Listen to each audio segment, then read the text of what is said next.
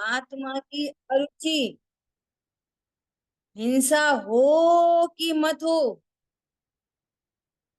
क्या बोला? आत्मा की अरुचि चल रही है, कोई हिंसा बाहर में दिखाई दे रही है कि नहीं दिखाई दे रही है, हो रही है कि नहीं हो रही, हिंसा चालू है। क्या कहा? पॉइंट पकड़ में आ रहा है? 28 मूल गुणों का निरतिचार पालन और हिंसा लग रही कि नहीं लग रही? आज तो वे उठे ही नहीं, तो कोई परजीव का घात हुआ ही नहीं कि परजीव का घात मत हो। तुमने स्वरूप को जाना नहीं है। इसको बोलते हैं अविरमण रूप हिंसा। क्या कहा? स्वभाव की अरुचि से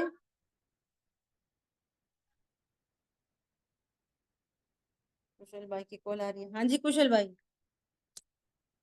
कुशल भाई हेलो, छूट गए थे। मेरी आवाज नहीं आ रही सभी को? आवाज आ रही है, आ कुशल रही भाई नहीं, आ छूट रही। गए।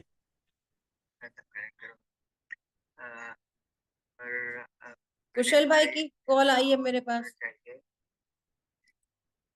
चलो, भाई का शायद ऑन है अभी, तो वो कंटिन्यू कर सकते हैं। ठीक है, प्रॉब्लम हो रही होगी कुछ। प्रेम भाई को बोल रहे हैं कि आप कंटिन्यू करना, कुछ ऐसा बोल। हाँ जी, हाँ जी, ठीक है, मैंने वीडियो भी ऑन कर दिया है। हाँ जी। ओके। बात समझ में आई? परिणमन अभिरमण।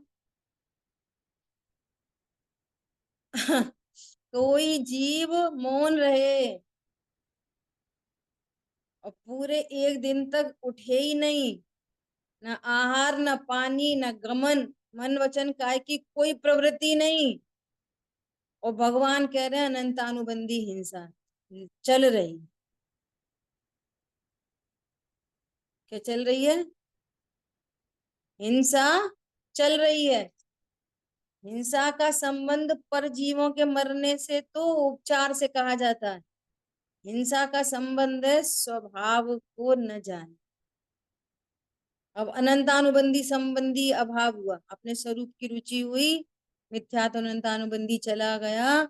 अभी अप्रत्याख्यान कषाय का सद्भाव है, तो उतनी हिंसा हर समय चल रही है। पेट पूजा के काल में, देव की पूजा के काल में, और निर्विकल्प अनुभूति के काल,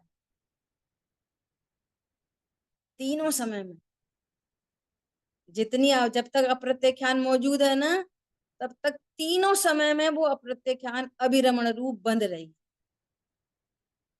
और पर्ण मन में कभी कभी दिखाई दी और अभिरमण बैठी। और जब चारित्र की परिणति स्वभाव में स्थिरता विशेष करेगी और अप्रत्याख्यान टूटेगी, तो वो कषाय मिटेगी स्वभाव के आश्रय से। पर पदार्थों को कम ज्यादा रोकने करने से राग नहीं मिटता। ये एक अभी नई पुस्तक आई है, अभी अभी छप के आई है, चैतन्य चर्चा चैतन्य की प्रथम खंड। नीलांबर में चर्चा हुई है आदरणीय युगल जी बाबू जी की। तो उन उन रिकॉर्डिंग को है ना वर्ड टू वर्ड लेके आया गया है, और अभय जी भाई साहब ने इसका संपादन किया है। इसमें प्रश्न उठाया है कि साहब परिणति के दोष कैसे टलें, परिणति में दोष है वो कैसे टले। तो उन्होंने क्या जवाब दिया है? ये दोष दोषों से नहीं टलता, अपने स्वभाव को नहीं जानना ही सबसे बड़ा दोष है। और अपने को चैतन्य स्वरूप के अलावा किसी की भी महिमा आती हो, वो दोष है, अपराध।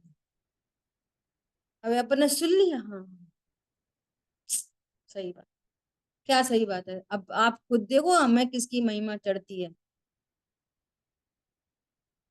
अरे हमारे तो परिणाम ऐसे थे, उस दिन तो बहुत अच्छा लगा, ऐसे भाव लग रहे थे।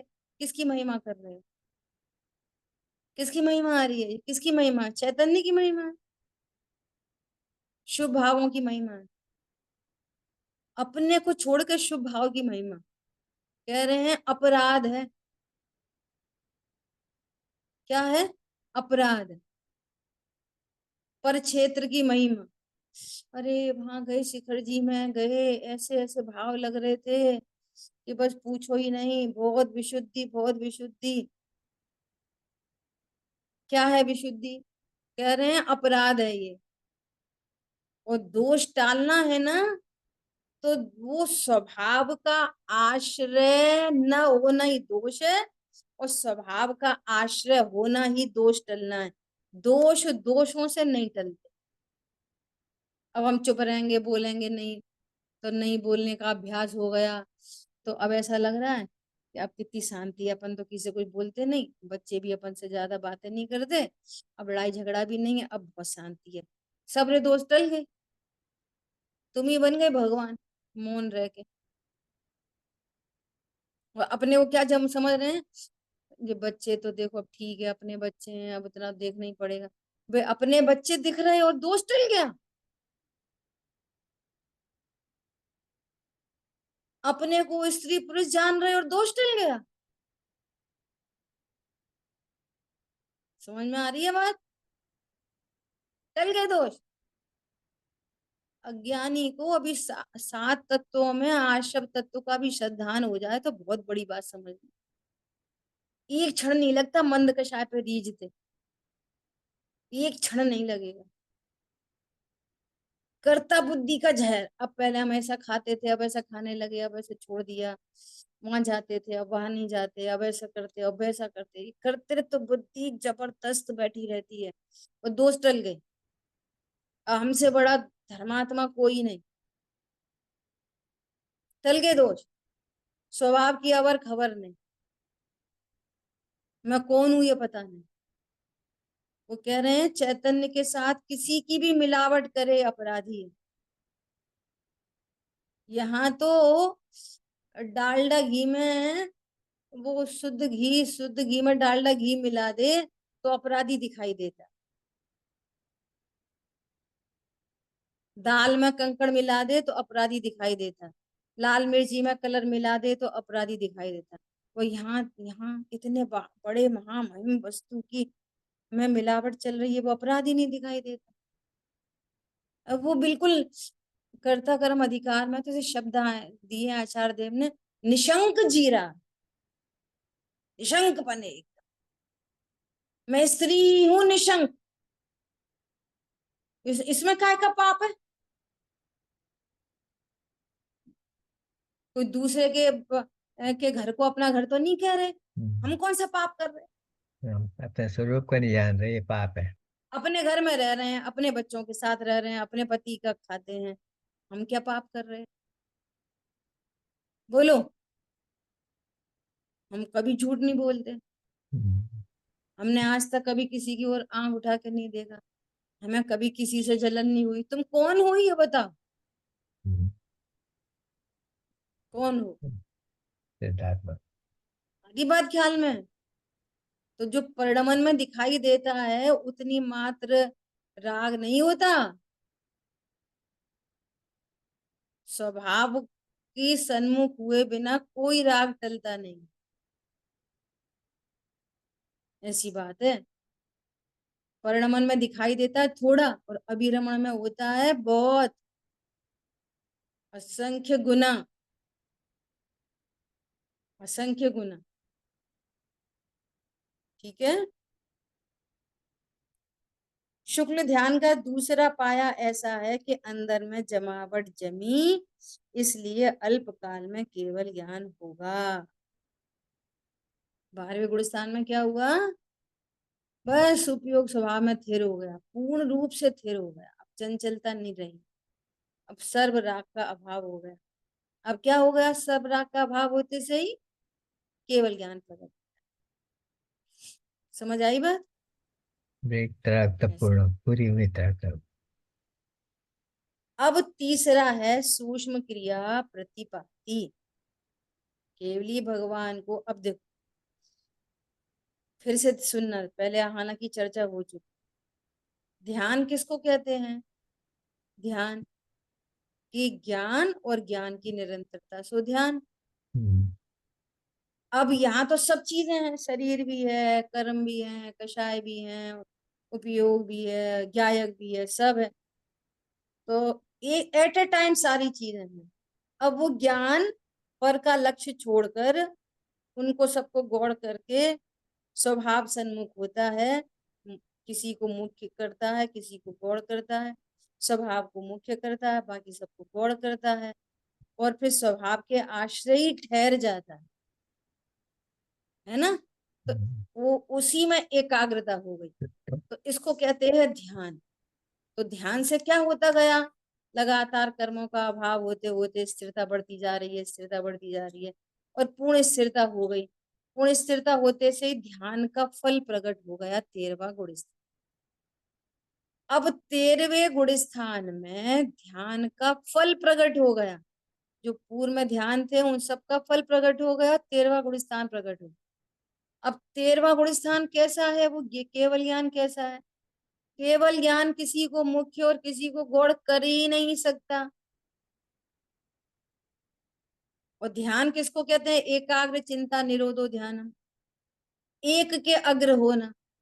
और केवल ज्ञान एक के अग्र हो ही नहीं सकता। क्या बोला?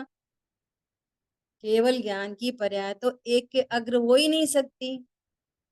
क्यों नहीं हो सकती? क्योंकि वो एक ही समय सबको ही जानती है युगपत। इसको जानू इसको नहीं जानू ऐसा काम केवल ज्ञान में होता ही नहीं। तो वहां तो ध्यान बनता ही नहीं है। कौन समझ में आ रहा प्रीति? समझ में आ रही बात?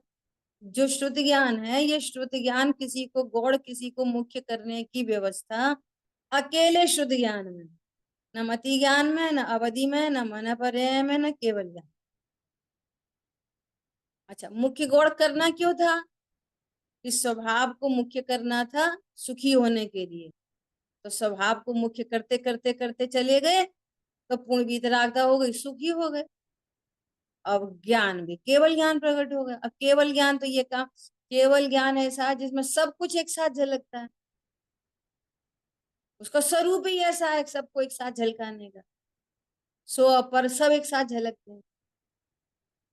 तो अब वो किसी को मुख्य गौड़ कर सकता नहीं है, तो उसमें ध्यान की व्यवस्था बनती नहीं है। फिर भी 13वें गुण स्थान में ये ध्यान कहा। कौन सा? सूक्ष्म क्रिया प्रतिपाती। आई बात समझ में? क्यों कहा है? देखो क्या कहते हैं, केवलीय भगवान को उपचार से ध्यान कहा है। उपचार से कहा है, व्यवहार से कहा है, ठीक है, फॉर्मल कहा है। भगवान को शुद्धता बढ़कर पूर्ण हो गई है, वे अनंत आनंद का अनुभव कर रहे हैं, इसलिए उपचार से ध्यान कहा है। उन्हें ध्यान की जरूरत ही नहीं पड़ रही। पूर्ण सुखी हो गए, अब ध्यान काय के लिए करना है? पहले ध्यान क्यों करना था? पूर्ण सुखी होने के लिए। अब पूर्ण सुखी हो गए, अब क्या ध्यान करना? अब कौन सी चीज है जो परेशान कर रही है? सो भैया इसको गौर करो, इसको देखते से राग खड़ा होता है, स्वभाव को देखते हैं वितरागता खड़ी होती है। तो इसका लक्ष्य छोड़ते हैं, इस स्वभाव का लक्ष्य करते हैं। अब उन वो किसी को भी जाना है, पूर्ण सुखी हो गए, अब किसी को मुख्य गौड़ करने की आवश्यकता ही नहीं पड़ रही, और स्वरूप भी नहीं है केवल ज्ञान की पर्याय का। समझ आ रही बात? 13वें गुण स्थान के अंतिम समय में यह तीसरा शुक्ल ध्यान होता है। यहाँ योग की क्रिया की बात नहीं है। चिदानंद के उपयोग रूप प्रणमन व धर्म योग के कंपन से तो कर्म आते हैं, तथा शुभाशुभ भाव से अर्थात प्रणमन से बंद होता है। सो वहां शुभाशुभ भाव है नहीं। क्रिया कर्म अर्थात क्या? शरीर की क्रिया की बात नहीं, आत्म प्रदेशों का कंपन होता है, वह क्रिया है सूक्ष्म क्रिया। सूक्ष्म क्रिया, आत्म प्रदेशों का परिस्पंदन वहां पर होता है। भगवान को कंपन है, इसलिए क्रिया गिनी गई। 13वें गुण स्थान के अंतिम भाग में कंपन बहुत कम होता है। भगवान को सूक्ष्म कंपन रहता है, वो गिरता नहीं, अतः अप्रतिपाती है। इसलिए उस ध्यान को सूक्ष्म क्रिया प्रतिपाती नाम का ध्यान कहा है। तो फिर ध्यान क्यों कहा इनको कि वो अभी जो आघाती कर्म शेष थे ना, उनकी निर्जरा होती है। तो ध्यान की दो परिभाषा, एक क्या, एकाग्र चिंता निरोधो ध्यानम, और दूसरा क्या है कि ध्यान से क्या होती है, निर्जरा होती है। तप स निर्जरा च, ध्यान से निर्जरा होती है। तो पहला वाला ध्यान तो यहाँ लागू नहीं पड़ता, लेकिन चूंकि निर्जरा होती है ना, किसकी निर्जरा होती है, आघाती कर्मों। जब जब ध्यान होता तब तक निर्जरा होती थी ना। सबसे पहली बार ध्यान हुआ तो किसकी निर्जरा हुई, मीनल बहन जी? सबसे पहली बार किसी जीव को ध्यान हुआ तो किसकी निर्जरा हुई, बोलो? तो तब घाती कर्मों की। अरे कोई जीव है मिथ्या दृष्टि, उसको सबसे पहली अनंतानंद बार अनंतानंद गुरु जी अनंतानुबंधी की गाय की। अनंतानुबंधी। अनंत अनुबंधी और मिथ्यात की निर्जरा हुई। समझ आई बात? फिर आगे बढ़ा, फिर ध्यान हुआ, तब किसकी निर्जरा हुई, गुणस्थान बढ़ा यदि तो अप्रत्याख्यान आप संबंध। प्रत्याख्यान। अप्रत्यख्यान, और प्रत्यख्यान की। मिथ्या अब तो क्या गया। हुआ, अब 13वें गुण स्थान में आ गए। तो जितनी देर तक 13वें गुण स्थान में रहे, 1 महीने तक, 6 महीने तक, 1 साल तक, 2 साल तक, 3 साल तक, तब तक तो केवल ज्ञान ऐसे एज इट इज चल रहा है। लेकिन जहां से आघाती कर्म की निर्जरा शुरू हुई है ना, 14वां गुण स्थान शुरू होने से जस्ट बिफोर, तो वहां पे कौन सा ध्यान होगा, ये सूक्ष्म क्रिया प्रतिपाद। तो उससे क्या होगा, आघाती कर्मों की निर्जरा होगी। तो कर्मों वो की जो नहीं दूसरी परिभाषा है ना, तब से निर्जरा च, वो लागू पड़ रही है, इसलिए इसको उपचार से ध्यान कहते हैं। लेकिन यहाँ पर एक निरोधो ध्यान वाला ध्यान नहीं होता अनंत भगवान को। समझ आ गई बात? बात समझ आई। ऐसा, ठीक है। अब 14वें गुण स्थान में 13वें के बाद आघाती कर्मों की निर्जरा हुई, चौथा गुण स्थान प्रकट हुआ। चौथे गुण स्थान में व्यूपरत क्रिया निवृत्ति, 14वें गुण स्थान में शेष पूरे आघाती कर्म जो बचे थे, सर्व का अभाव होकर अब सिद्ध भगवान होने वाले हैं। आयु नाम गोत्र वेदनी, सर्व का अभाव हुआ। तो किससे अभाव हुआ सर्व का, व्यूपरत क्रिया निवृत्ति नाम के ध्यान से। तो ये ध्यान नाम क्यों पढ़ रहे हैं, ये दोनों ध्यान नाम क्यों पढ़ रहे हैं, क्योंकि ध्यान से निर्जरा होती है, इसलिए इनके नाम ध्यान पढ़ रहे हैं। परंतु केवली भगवान को एकाग्र चिंता निरोधो ध्यान वाला ध्यान नहीं होता, क्योंकि वो उस ध्यान का फल तो उन्हें प्रकट हो चुका। केवल ज्ञान का नेचर नहीं है कि वो किसी एक को के आगे अग्र हो सके, वो तो लोक को युगपत जानता है केवल। ठीक है। शुक्ल ध्यान के इस चौथे पाए में कंपन रूप क्रिया का अभाव है, यह 14वें गुण स्थान में होता है। वहां किसी भी प्रकार का कंपन अर्थात योग नहीं रहा, इसलिए 14वें गुण स्थान को क्या बोलते हैं, अयोगी जिन। 13वें गुण स्थान को क्या बोलते हैं, सयोगी जिन। वहां आत्म प्रदेशों का परिस्पंदन है 13वें गुण स्थान में, तो सूक्ष्म क्रिया प्रतिपाती। और 14वें गुण स्थान में अब क्या हो गए, अयोगी, अब कंपन भी रुक गया। और अब बस अब अल्पकाल में क्या हो रहे हैं, वे सिद्ध होने जा रहे हैं। तो देह आदि सब वहीं छूट गया, खत्म का। एक प्योर शुद्ध निखालिस आत्मा सीधे यहाँ से मध्य लोक से सीधे ऊर्ध्वगमन करते हुए सिद्ध क्षेत्र में जाके विराजमान हो जाए। सिद्ध कहाँ पर बनते हैं, बोलो? यहीं पर यहाँ मध्य मध्य लोक लोक में, माते लोग। जहाँ हम तुम रहते हैं वहीं वे अरहंत ही सिद्ध होते हैं। और अरहंत कौन होते हैं, वे मुनिराज। मुनिराज जो अभी हमको दिखाई दे रहे हैं ना, कोई मुनिराज दिख रहे हैं, कोई भी एक मुनिराज रख लो, है ना? समझ लो सुवर्ण सागर नाम प्रसिद्ध है बहुत, है ना? सागर, ये कोई मुनिराज है, 3 कषाय चौकड़ी के अभाव की वीतरागता वाले। अब इनको ध्यान हुआ, ये दोनों ध्यान हुए, पृथकत्व और एकत्व वितर्क विचार, दोनों ध्यान हुए। ध्यान होते से यही मुनिराज अनंत बनते हैं, हम्म, सशरीरी विराजमान रहते हैं, यही वाले मुनिराज अनंत तेरहवें बनते। स्थान में। अब ये रहेंगे 13वें गुण स्थान में, यही मुनिराज ही अनंत बनते। हम्म, हम अनंत के नाम पर पता नहीं क्या देखते हैं पत्थर को। सीमंदर भगवान विदेश क्षेत्र में अभी ऐसे 20 तीर्थंकर, ऐसे सदेह मुनिराज परम गुरु अनंत अवस्था में विराजमान हैं अभी, right. जिंदा अनंत होते हैं, जिंदा।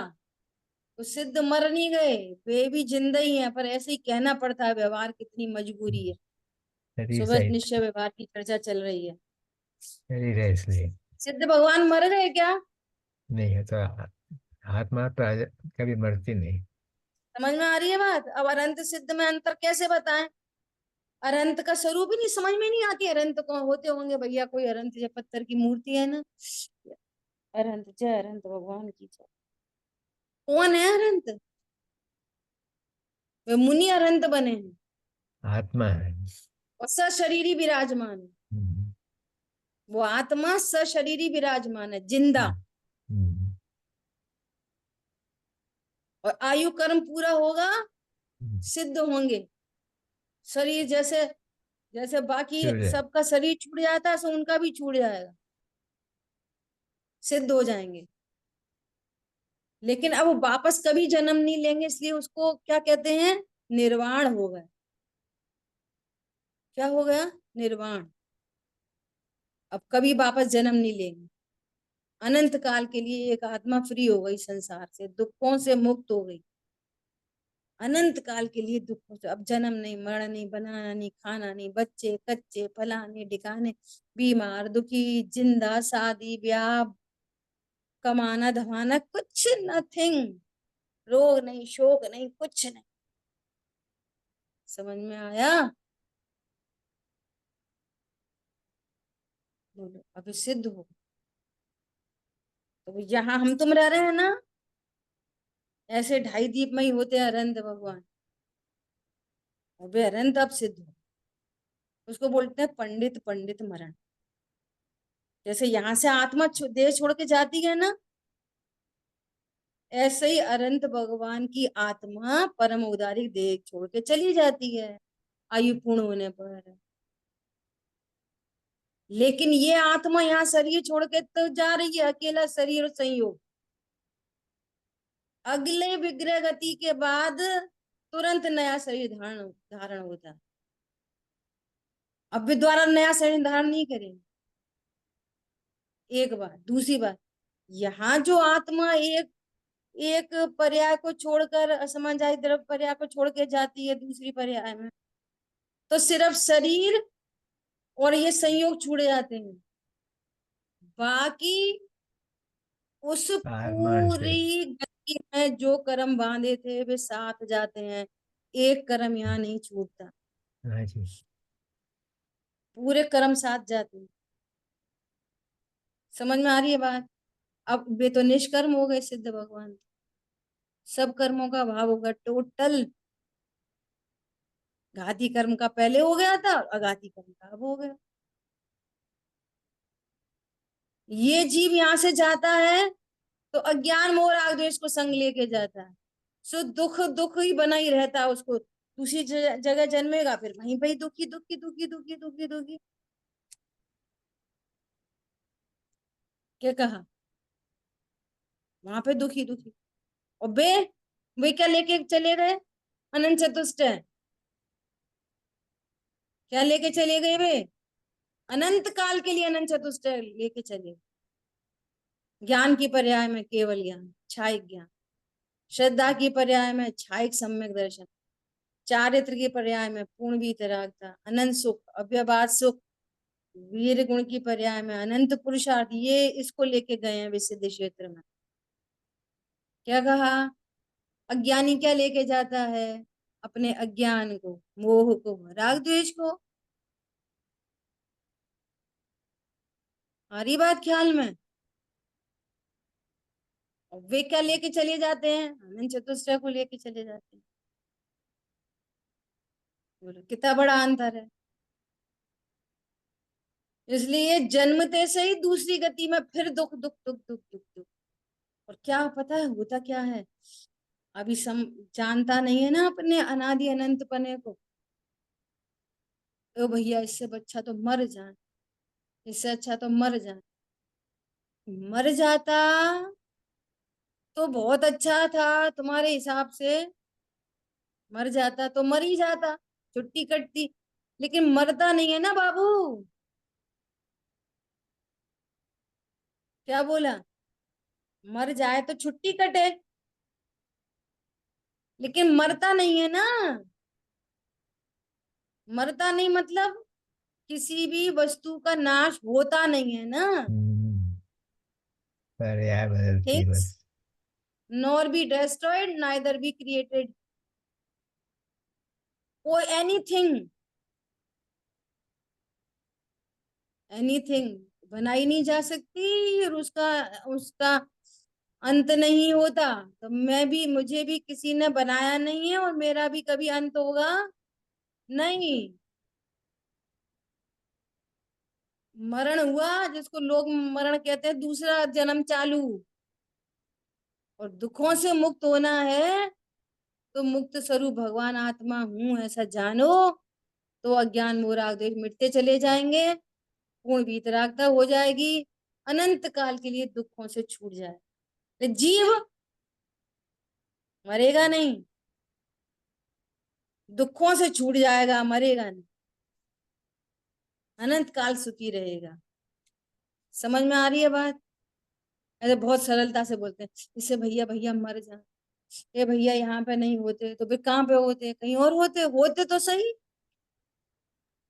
आत्महत्या करते हैं वो। मतलब जीव कभी मरता नहीं, नंबर 1, और 3 लोक से बाहर जाता नहीं। भैया हम तो घर के बाहर चले जाए, चला जा, 3 लोक के अंदर ही रहेगा। हम तो कहीं भी रह लेंगे, कहाँ पर रह लेगा, 3 लोक के भीतर ही रहेगा, अलोक आकाश में तो चला नहीं जाएगा। और जहां जाएगा वहां संयोगों से दुख नहीं होगा। दुख किससे होगा, अज्ञान मोह राग द्वेष से। संयोगों से दुख होता नहीं है, मोह राग द्वेष से दुख होता है। राग द्वेष मिटा लो, कहीं भी रहो, कहीं भी रख दो। क्या बोला, नरक में रख दो, यहाँ रख दो, स्वर्ग में रख दो, यहाँ रख दो, त्रिंच गति में रख दो। दुख का कारण तो बाहर कुछ है ही नहीं।